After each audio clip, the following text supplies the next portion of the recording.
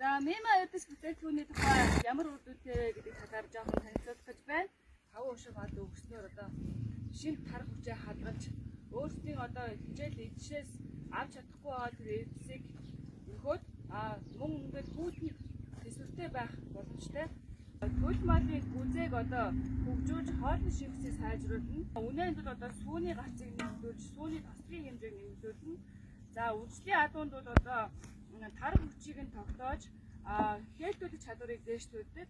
Шахааны өхөр бид нар одоо өхөр шахаж маханд өгдөг. Тэгэхээр өхрийн одоо энэ энгийн алдаглаас сэргээж амьдын жиг нэмэгдүүлдэг.